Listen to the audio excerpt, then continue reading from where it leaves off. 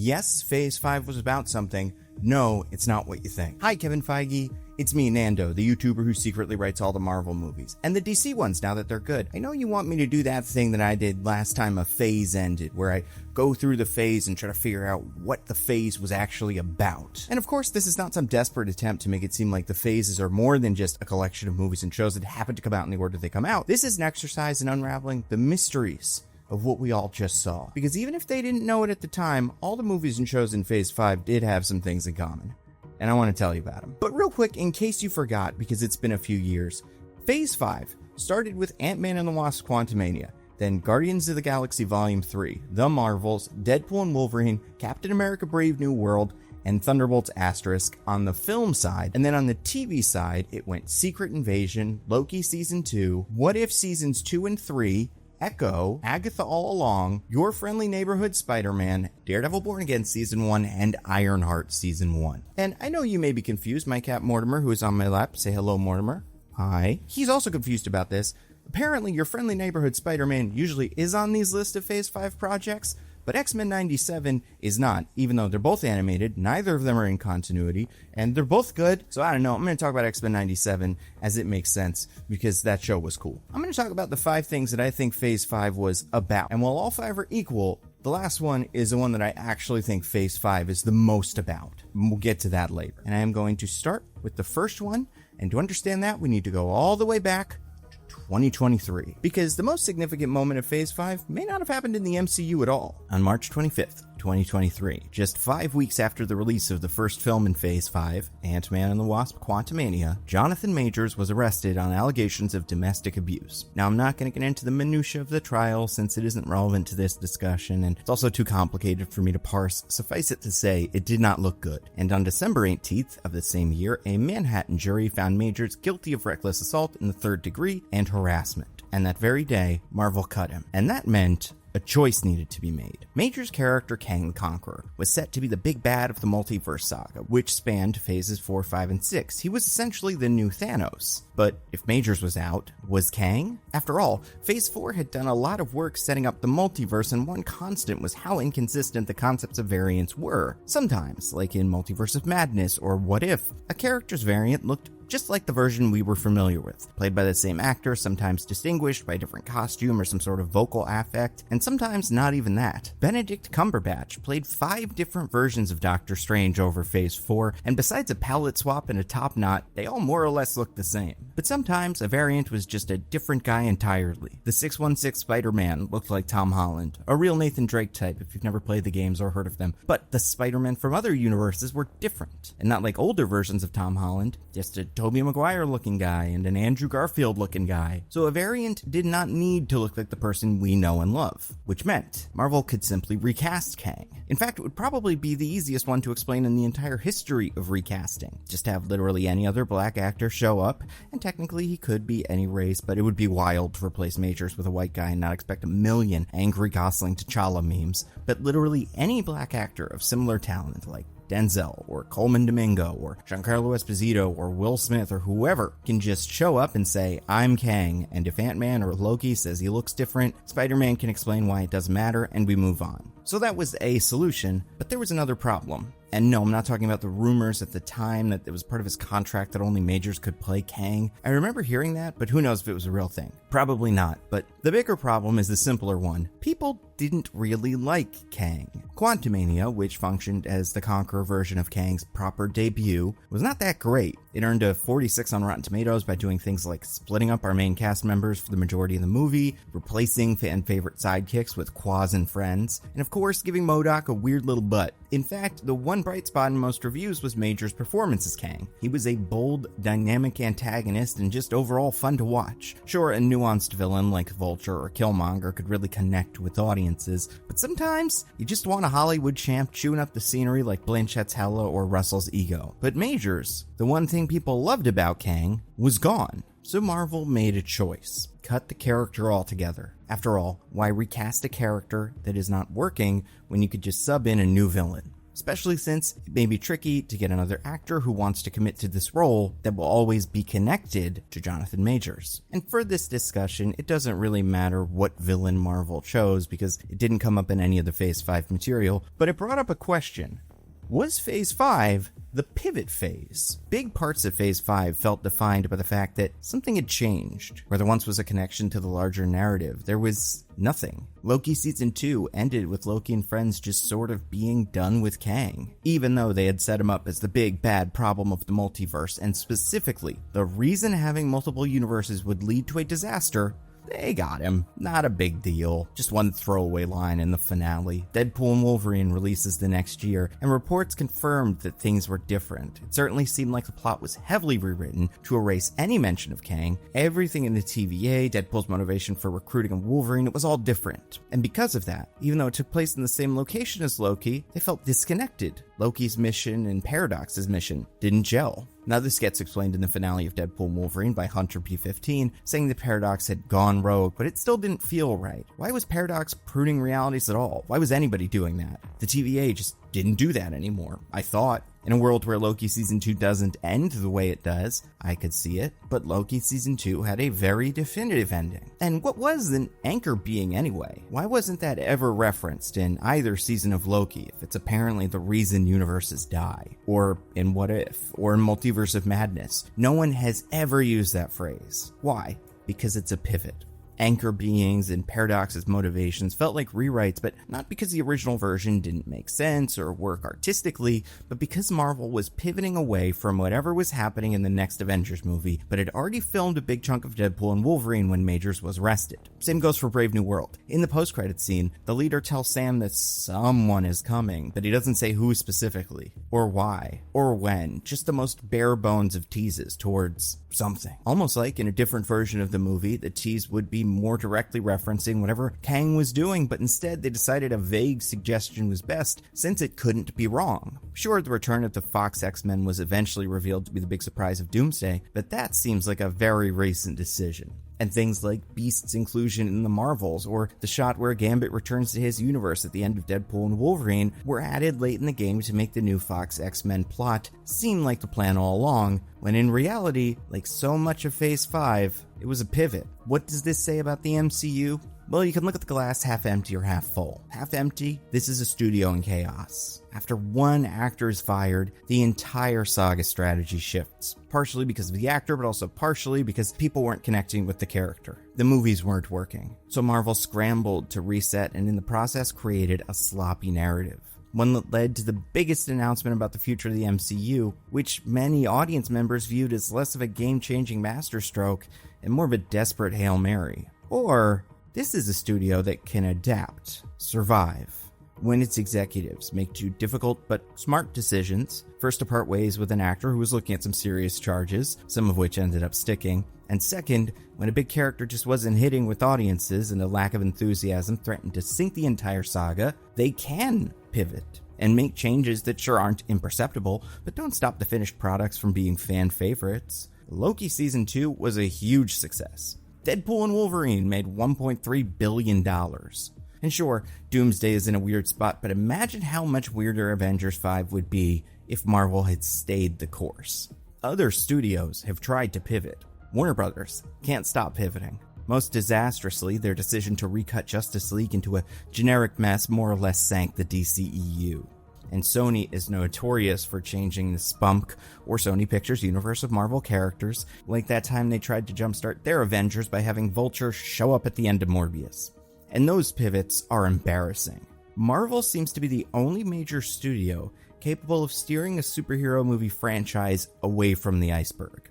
And sure, it makes for a rough cruise, but they don't sink. So Phase 5 may have been the pivot phase. Although, that doesn't fully tell that story. Because sure, Deadpool and Wolverine reworked its plot to erase Kang, but what was Secret Invasion's excuse? Because Phase 5's first series was heavily reshot. And listen, for obvious reasons, studios want to keep this process opaque. We don't really know how much of Secret Invasion was reshot, but rumors point to 4 months of reshoots. One of the concept artists who worked on Secret Invasion, Jeffrey Reed, shared some work on his ArtStation account and said specifically that this was work he did on the reshoots. And if you have seen the show, which I imagine you haven't, so take my word for it, these are big scenes.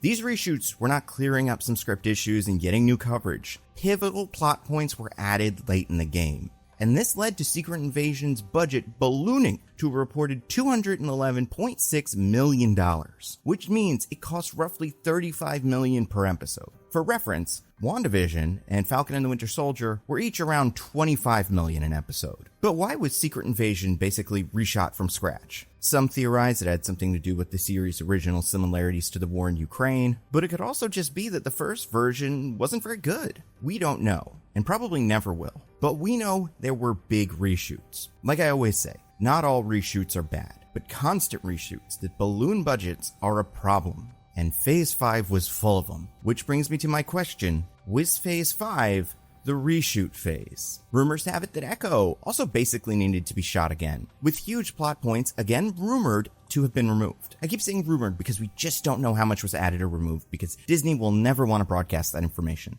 But in this case, it makes sense because so much of Echo felt like it was missing something, especially her interactions with Bonnie, played by Devery Jacobs, which were set up as one of the major emotional conflicts of the series and never felt like they got a proper resolution. The Marvels, which ended up being Marvel's only true bomb, not even recouping its production budget, apparently reshot for a month. According to Variety's Tatiana Siegel, the reshoots were designed to, quote, bring coherence to a tangled storyline, and the Marvel's budget ended up sitting at an enormous $250 million.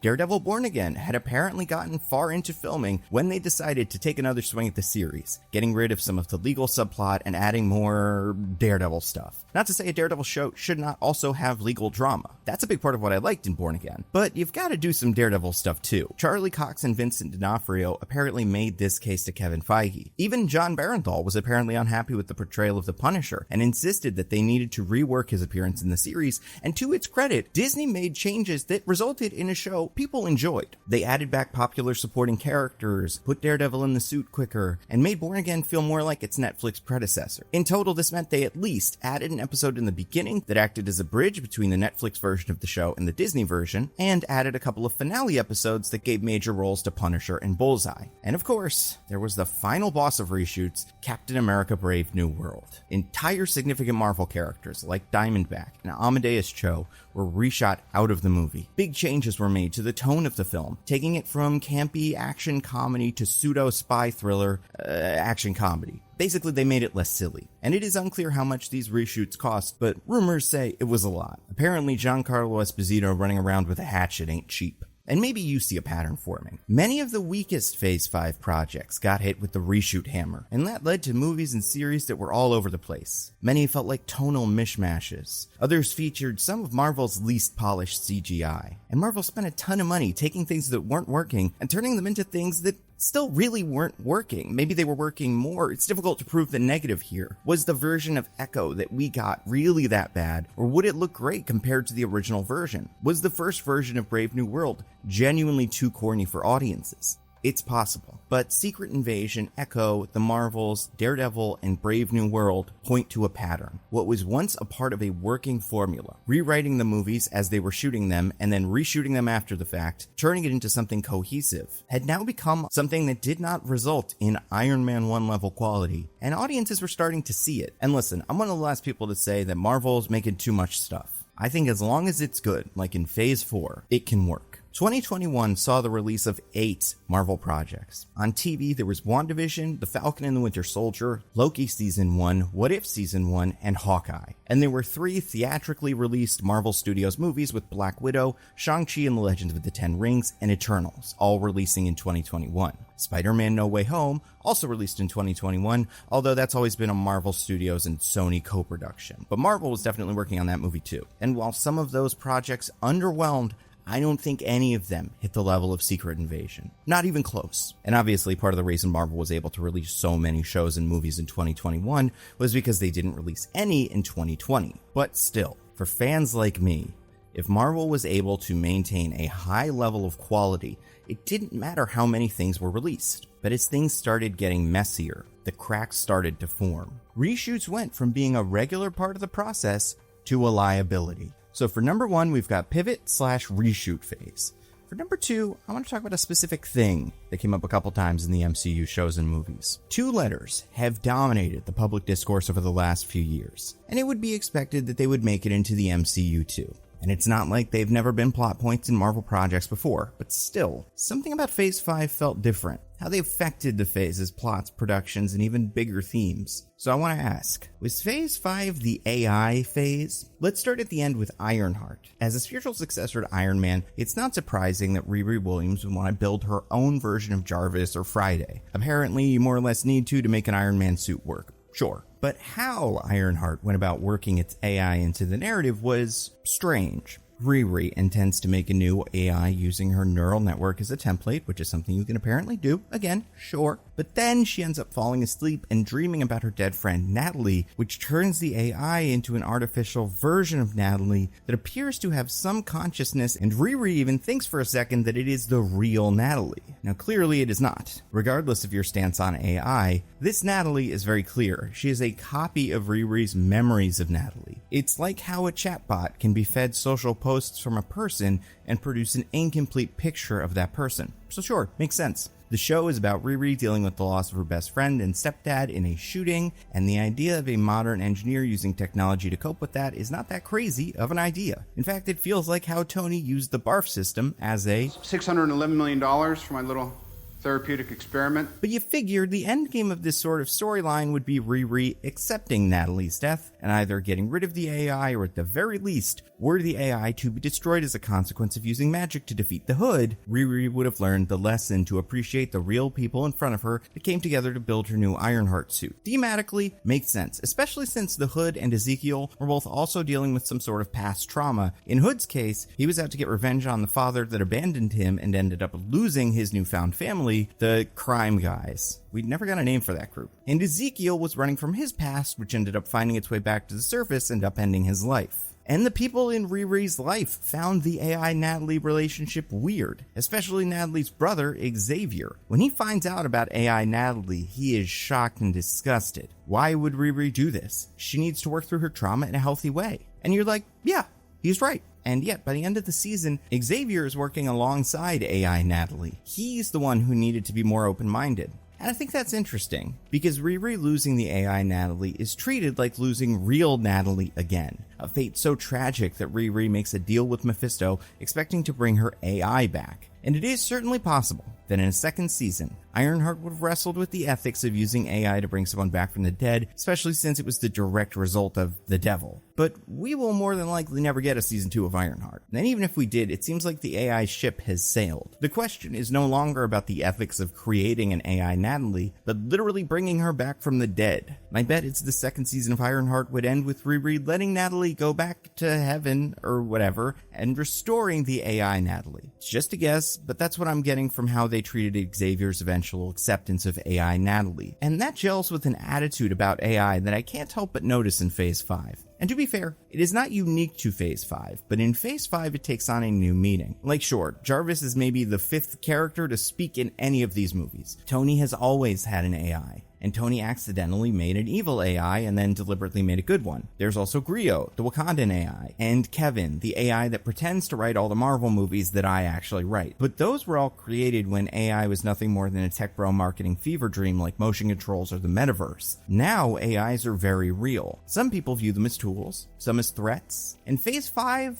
well, it was complicated. Ironheart humanized AI, but Captain America Brave New World treated it like a superhero. Redwing, the name traditionally given to Sam's pet falcon, is now basically Sam's AI wingman. He can control it with a remote like he used to in Civil War, but now Sam can also shout commands at Redwing in the heat of battle, and it knows what to do. Redwing is involved in complex stealth takedowns. It grabbed Sam's shield and used it to block Sam when he surfed on that missile. And Redwing even fought the Red Hulk. It is treated like another human on the battlefield. There were even audible awes in my theater when Ross broke it. Or look at how the Marvels repositions the Kree Supreme Intelligence. We learn that Carol stormed the Supreme Intelligence headquarters on Hala and destroyed the AI that runs all of Kree society. In Captain Marvel, the movie was very clear the Supreme Intelligence was the bad guy. It manipulated all of Kree society into waging a galaxy-wide war against the Skrulls and tricked Carol into becoming a member of the Skrull Genocide Squad. So getting rid of the Supreme Intelligence has to be a good thing. But the Kree were thrown into chaos. Some separated into warring factions as others starved. The air became unbreathable. The oceans dried up. Their sun died. All because Carol destroyed the AI that ran their lives, something that she, in the Marvels, is ashamed of.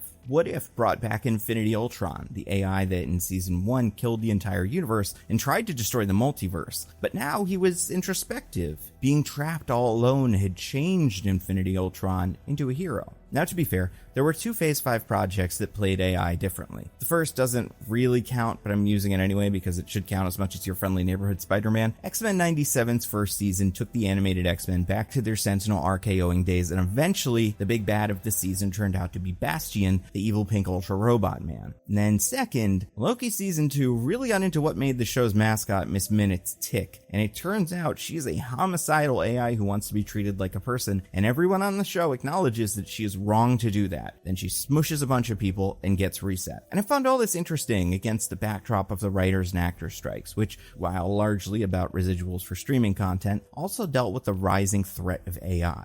Creatives all over the industry are worried about being replaced. Screenwriters, animators, storyboard artists, actors, especially voice actors, all have roles that could be swallowed up by AI. And while the strikes did get some concessions, many actors and writers felt they did not go far enough. And many think the same way that the 2007 strike terms did not adequately factor in the rise of web content. The 2023 strikes may have underestimated how much trouble AI can be. But hey, at least Marvel didn't secretly use generative AI in any of its Phase 5 projects. It did work AI into the opening credits of Secret Invasion, but that was part of the pitch for the credits, I guess. Since in the show, the Skrulls morph into perfect copies of their targets, the title images would also morph into a very ugly and imperfect version of other things vaguely related to the show. So, that's kind of an idea.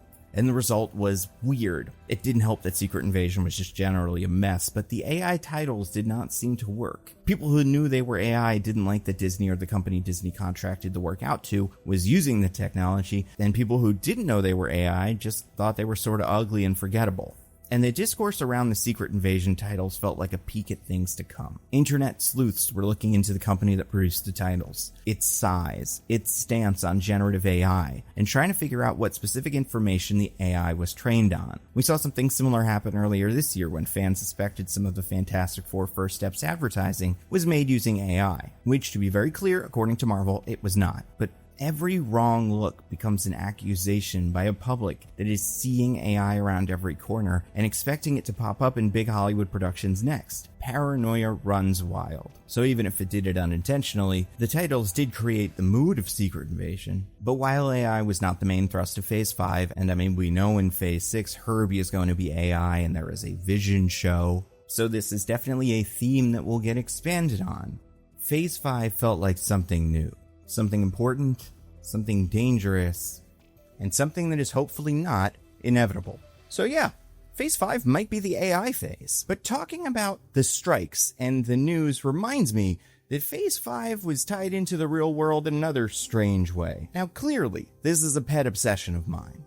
In Phase 1, during Avengers, who was the mayor of New York? The city the Avengers were protecting from an alien invasion. The one with the Harlem that the Hulk destroyed a year or two earlier. Who was in charge? Seems like they'd be an important character, right? But we never knew. Same goes for the president. We think Obama was president, but we never knew for sure outside of some pop culture references and potentially unintentional set dressing. Same goes for almost all of the Infinity Saga governments, besides the handful of secret Hydra operatives and Wakandan dignitaries. But Phase 5 was a little different. Not only did we learn the identities of the important political figures, but they graduated from plot devices to actual characters, the leads or villains in their respective stories. And for that reason, I want to ask, was Phase 5 the politician phase? Now let's be very clear. I said politician, not political, because like pretty much everything that came before it, Phase 5 was terrified to make anything even resembling a political statement. In fact, when some of its plots seemed like they were coalescing around a political ideology, Phase 5 pulled the handbrake and drifted out of the way at the very last minute like the transporter. I said earlier, Secret Invasion may have been reshot because of a similarity to Russia's invasion of Ukraine. Brave New World ditched plenty of plot points and even scenes that would totally have fit into the final movie, like Ross attempting to reconcile with Isaiah. But even though they did not have any actual policies to advocate for, main MCU characters became politicians. Most notably,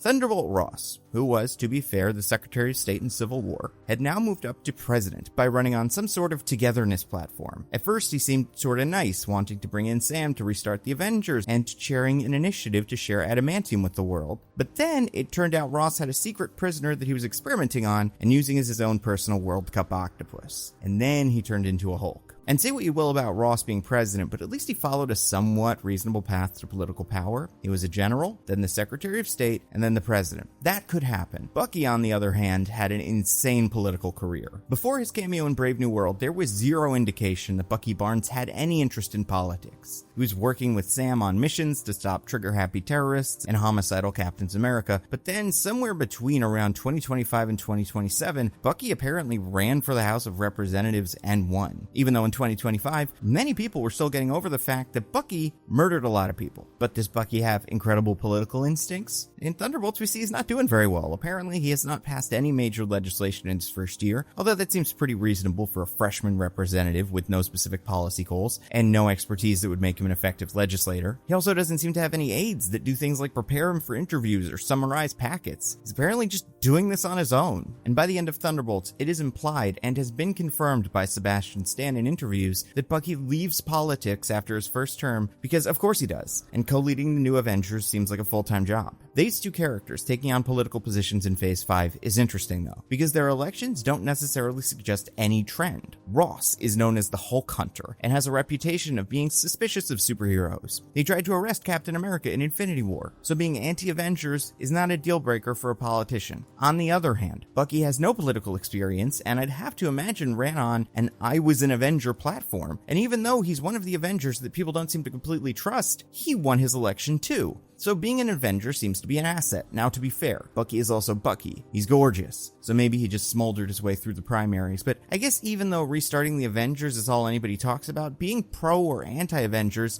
doesn't seem to make a huge difference. Also, Bucky doesn't have any political party, although based on demographic data, you'd have to assume he ran as a Democrat or at least an independent since his district is in Brooklyn. Thunderbolts also gave us a look at the CIA through Valentina Allegra de Fontaine. She was apparently under an investigation due to her ties to Ox, a Black Ops company that created the Sentry. There are some other less important political figures in Phase 5. Dar-Ben is a Kree accuser who leads the Kree army in the wake of the Supreme Intelligence's destruction and the Civil War that followed. She holds meetings, makes speeches, negotiates treaties. Whether she was elected or not, Dar-Ben has become the de facto leader of the Kree. Then you have Gravik, acting as the head of the Skrull Refugee Coalition in Secret Invasion, a coalition that secretly includes many politicians and political newscasters, one of which is Rhodey, at this point played by Rava, who seems to be acting as some sort of ambassador for the president. And even though Fury stops World War III, the events of Secret Invasion lead to political unrest that ends up getting some human leaders like the Prime Minister of the United Kingdom killed. You have the High Evolutionary, who acts as a sort of god of his counter-Earths with landmarks like the Statue of Liberty recreated in his image. Season 2 continues the Captain Carter storyline with the reimagined events of Captain America the Winter Soldier, where Bucky is the liaison to the World Security Council. And at the end of her introduction episode, Kaori takes the fight directly to the kings and queens that send the conquistadors.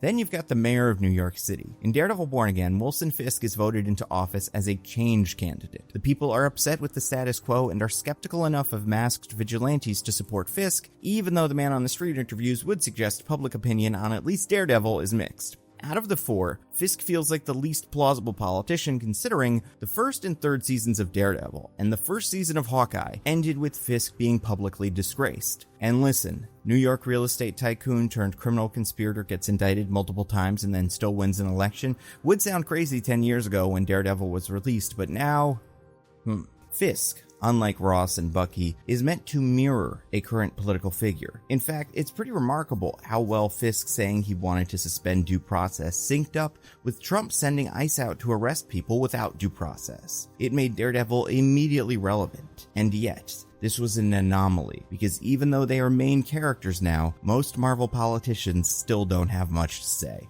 Alright, the last two. Now, this one I kinda love, and it all comes from one line in Deadpool and Wolverine. One that was a joke originally, but has gotten more real as time has passed. You know the scene. Deadpool and Wolverine emerge from a Marvel Sparkle Circle and land on what Wade can sense is a Kia Carnival. The Chipman kids from earlier in the movie marvel at the two heroes. One says, "That's Deadpool," and the other says, "That's Wolverine." And Deadpool confirms, "Damn straight it is. Fox killed him. Disney brought him back. They're gonna make him do this till he's 90. And it got me thinking, is Phase 5 the till he's 90 phase? Because man, a lot of movies and shows seem obsessed with digging characters and ideas out of the bottom of the toy chest and giving them a second or third or fourth chance. And in some cases, even though it really felt like they got their ending, Disney couldn't help themselves. Let's look at the big ones. And we'll start with Deadpool and Wolverine, since till he's 90 might as well have been the tagline for the movie. Deadpool and Wolverine dragged back characters from as far as the early 2000s by giving Snipes Blade, Garner Elektra, and Evans Human Torch big roles. They also resurrected original X-Men actors like Tyler Mane and Aaron Stanton, while also casting a bunch of stunt actors as other semi-memorable villains. And of course, there was speculation that sometime soon Marvel would recast Wolverine. And I think that's still a possibility, but it doesn't seem like we're getting that until after Secret Wars, because Hugh Jackman Wolverine is now a big part of the multiverse saga along with Deadpool and hopefully Wolverine's daughter Laura. But let's move past Wolverine and talk about some original MCU characters. Phase 5 saw 3 appearances from Samuel L. Jackson's Nick Fury. 1, his What If Howard the Duck cameo was animated, but 2,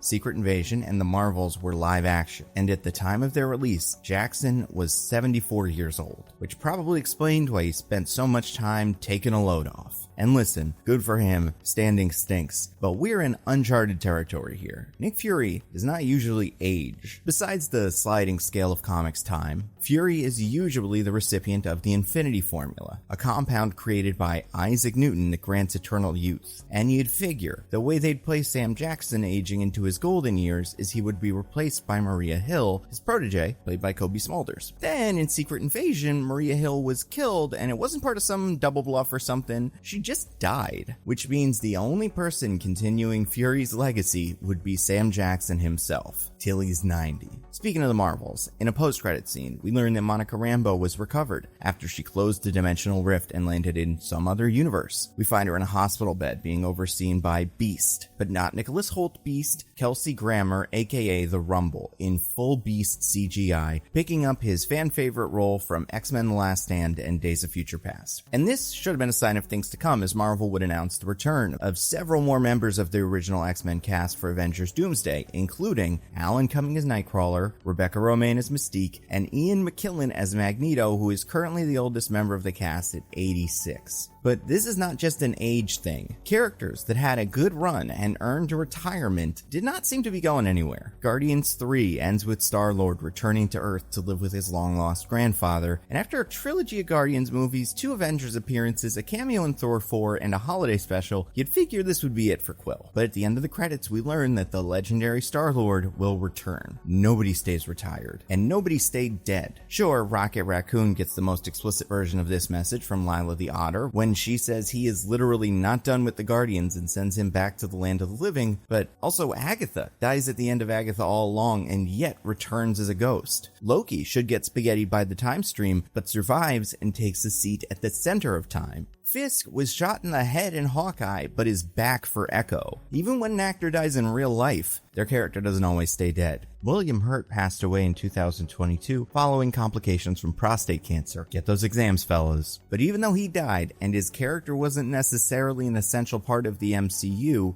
Hurt was recast and Harrison Ford took the mantle up in Captain America Brave New World, and I would assume the foreseeable future since the character survived. Brave New World also brought back the return of some Marvel characters fans thought we'd never see again. Tim Blake Nelson's Leader and Liv Tyler's Betsy Ross, both only appearing once in 2008's Incredible Hulk, made appearances in Brave New World some 17 years later. Thunderbolts brought back villains like Ghost and Taskmaster, but also very repurposed locations. We finally find out that Val was the character who purchased Avengers Tower, the building last seen in Spider-Man Homecoming. An entire show's worth of characters were resurrected in Phase 5. X-Men 97 brought back much of the principal cast of the original series, including Cal Dodd's Wolverine, Lenore Zan's Rogue, George Booza's Beast, and Allison Seeley Smith's Storm. And of course, after his miraculous recovery in Echo, Vincent D'Onofrio's Fisk was born again with the rest of his Daredevil family, including Charlie Cox, Deborah Ann Wool, Wilson Bethel, Eilert Zuller, and John Barenthal, who is currently filming his Punisher spin-off. The show was even retooled late in the game to make it feel more like Netflix Daredevil by creating more connections to the original series.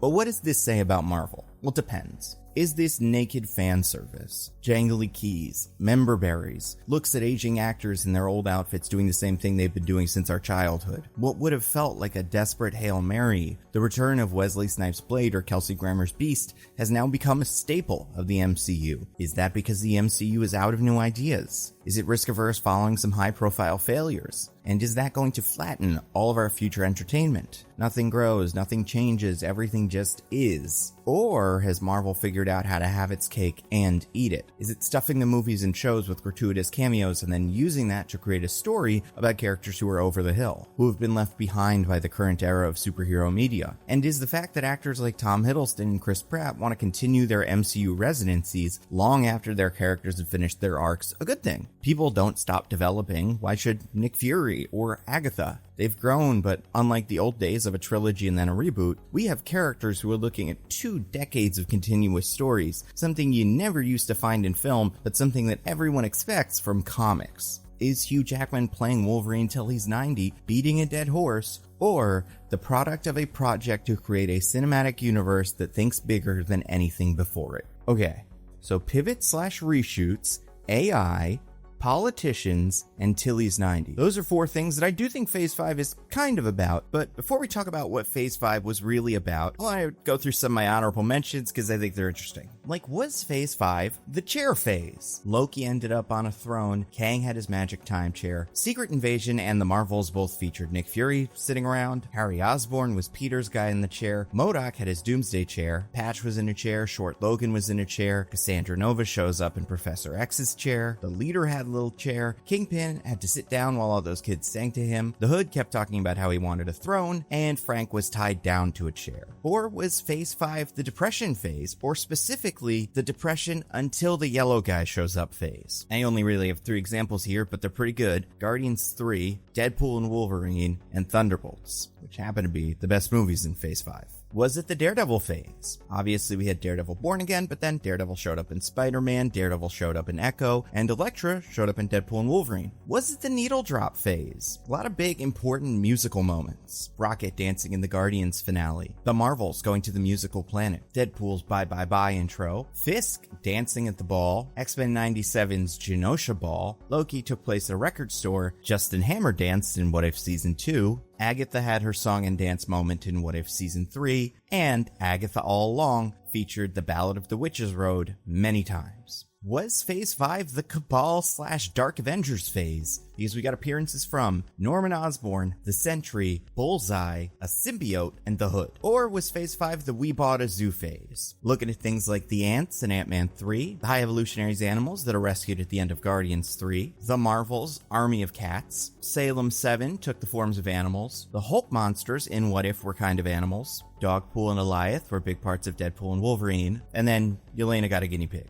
Those are all some observations of things that could have been what Phase 5 was about if it was not about this. Because I believe, for whatever reason, Phase 5 was the underdog phase. The phase featured somewhat capable heroes taking on villains in scenarios that would trouble an entire team of Avengers. I'm going to go through all of Phase 5, and I think saying it out loud will make it clear how one-sided some of these movies really were. Quantumania starts the trend in a big way by pitting the Ant-Man team against Kang the Conqueror. At the time, Marvel fans couldn't figure this one out, and with the benefit of hindsight, I'm still not really sure what they were thinking. If Kang was supposed to be the new big bad, why have him handily defeated by the part of the Avengers that no one takes seriously? Sure, Team Ant-Man contains a super genius in Hank Pym, and he accidentally created an army of super intelligent ants, but the movie also ends with Scott Lang and Kang in a fist fight. And in Quantumania, we learn that this specific Kang has been exiled by the Council of Kangs for being such a badass, so it seems like we're not dealing with a reject Kang. This is the Kang. So if Ant-Man could beat him up, how much trouble could the other ones be? Even Ant-Man is sort of surprised with how well this went. In his internal monologue, Scott wonders if he really beat Kang or if Kang could come back, and thanks to bad reviews and some very public allegations against Jonathan Majors, the answer was no. Team Ant-Man definitively defeated Kang the Conqueror. Next, the Guardians of the Galaxy went up against the High Evolutionary, which in theory is not that much of a mismatch. After all, in their last solo movie, they killed Ego the Living Planet. The High Evolutionary isn't that much worse. But he had help, because the High Evolutionary was working with Adam Warlock, the perfect man with all kinds of superpowers like invulnerability, strength, and flight. He far outclassed all of the Guardians roster, and in the first scene beats every member of the team nearly to death. But as the movie goes on, Adam becomes both more and less impressive. He's ripping heads off Judy Greer pig monsters and then having a little Scooby-Doo chase with Gamora before a space mommy explodes. Speaking of space, Nick Fury by himself tried to stop the Skrulls from taking over Earth in Secret Invasion. Marvel fans familiar with the Secret Invasion comic know how insane that sounds. In the 2008 event, the Skrulls are revealed to have replaced many of Earth's heroes and villains with deep cover operatives intent on overthrowing humans and giving Earth to the Skrull Empire. It takes the combined forces of every hero and villain working together to stop them. Fans had hoped that Secret Invasion could be an entire phase of the MCU, have it revealed that some of the heroes we know are Skrulls, and force the new Avengers to assemble and weed out the Skrull spies. But in Secret Invasion, it was just Nick Fury. Sad, lonely Nick Fury, going up against an entire army of radicalized Skrull refugees. Originally, Fury had help from Maria Hill and Talos, but by the end of the series, both were killed, and it was just Fury and a pair of new heroes against a force that usually takes an Avengers to stop. Loki went from, in season 1, being a time travel based procedural where Loki had to stop a version of himself and uncover a conspiracy within the TVA, to season 2, where Loki needed to fix all of reality. It even ended with Loki returning to his roots, fully embracing his godliness so that he could literally hold the multiverse together. In the Marvels, Carol, Monica, and Kamala fought against the Kree accuser Dara Ben. And listen, I'm not convinced this one fits the mold, but the rest do. Moving on. What if season 2 ends up being about Captain Carter and Kaori taking down a power-hungry version of Strange Supreme, the Doctor Strange from season 1 that destroyed his home universe? To merely get to him, these two C-listers need to fight through Killmonger Ultron powered by the Infinity Stones, Zombie Wanda and her army, and Hela. And to match Strange's power, Kaori arms herself with Thor's hammer and the 10 rings, while Captain Carter gets her own Infinity Stones, Hela's crown, and whatever this sword was. To match Strange Supreme, they need to go from being superpowered heroes to gods. In her series, Echo took on the Kingpin. She fought his whole organization, and then when Wilson himself made an appearance, she used the up until now unknown power of her ancestors to defeat Kingpin's trauma. Deadpool and Wolverine, who had previously gone up against such light hitters as Ajax and Russell, were now fighting against Cassandra Nova, one of the most dangerous villains in X-Men history. In her debut series, Cassandra Nova did a mutant genocide, then went to the X-Mansion and defeated Professor X, Beast, Cyclops, Jean, and Wolverine before taking Xavier's body and using it to take over the Shi'ar and using them to invade the X-Mansion. When they figure out they've been tricked, Nova defeats the entire Imperial Guard, including Gladiator, one of the strongest beings in Marvel Comics. But in Deadpool and Wolverine, the titular duo, along with Blade, Elektra, Gambit, and Laura, need to fight this X-monster and her team of villains including Azazel, Psylocke, Bullseye, Toad, Lady Deathstrike, and the Juggernaut. Agatha Harkness, the witch who Wanda took down a few years ago, now had to go up against her son, Billy, who was able to accidentally manifest a bunch of witchy escape rooms, and if that wasn't enough, once Agatha and Billy reconciled, Agatha still needed to to deal with her ex-girlfriend who turned out to be the cosmic manifestation of death. That death. Skeleton Face can exit through the painted background, and she had it out for Agatha. What if season 3 ended with the Exiles taking on an entire team of Watchers? Your friendly neighborhood Spider-Man featured classic spider foes like the Rhino, the Chameleon, Dr. Octopus, and the Scorpion, and that is ignoring the fact that Peter was being coached by Norman Osborn through all of it. The season ends with Osborn accidentally opening a portal to another world, and a giant monster alien Venom shows up, and Spider-Man needs an assist from Doctor Strange to send it back. And then there was Captain America Brave New World. Sam Wilson, who to be fair has a bird costume that's more or less an Iron Man suit now, needed to take down Sidewinder, the Leader, and the Red Hulk, a version of the Hulk that is traditionally stronger than the Hulk. And Sam had a bird costume. Daredevil spent most of Born Again Season 1 tracking down Muse, but by the end of the season, his archenemy Wilson Fisk, who is now the mayor of New York, had formed an extrajudicial task force to murder all of the vigilantes. Then you got the Thunderbolts, who not only needed to fight the Sentry, the Superman of the Marvel Universe, but when that was all over, they needed to defeat Sentry's more powerful evil alter ego, the Void. And all they do is punch and shoot. And Phase 5 ended with Ironheart sitting down for a confrontation with the Marvel Comics devil Mephisto. Now, what does this say about the MCU in Phase 5? For one, it focused on less powerful heroes. Sure, you've got Carol, or the Guardians, but this phase was made up of mostly B and C tier heroes. Agatha Harkness, Ironheart, Yelena Belova, Captain Carter, Sam Wilson, John Walker, Echo. Even popular heroes like Deadpool and Wolverine aren't all that strong in the grand scheme of things. Here's a look at a list. Here are all the heroes, and then here are all the villains. I think this will clear it up. Heroes were Ant-Man, Star-Lord, Loki, Nick Fury, Captain Marvel, Captain Carter, Echo, Deadpool, Agatha Harkness, Spider-Man, Sam Wilson, Daredevil, Yelena Belova, and Ironheart versus Kang the Conqueror, Adam Warlock, He Who Remains, the Skrulls, the Kree, Strange Supreme, Kingpin, Cassandra Nova, Death, Venom, Red Hulk, Kingpin again, the Sentry, and Mephisto. Phase 5 also sort of addressed the Marvel power creep. Protagonists were no longer Hulks and Thunder Gods. In fact, this was the first phase without a Thor movie. They've got problems. They're human. They spend way too much time on their phone. They have day jobs. They have neighbors. And that made more engaging stories. The further these movies and shows got from unkillable superheroes, the more interesting they tended to be. Phase 5's juiced up villains were also delivering on promises made to fans. James Gunn admitted that Adam Warlock didn't really fit into Guardians 3, but he was part of a post-credits scene 6 years earlier, so he made the cut. Comic fans expected Death to make her debut in Infinity War, but since Thanos cares more about balance than romance, Death was shelved, but it was only a matter of time until she showed up. And Mephisto was the answer to every MCU mystery since WandaVision. But I think there's more to the idea of the underdog phase. Because Phase 5 was the phase where things fell apart, the cracks began to show.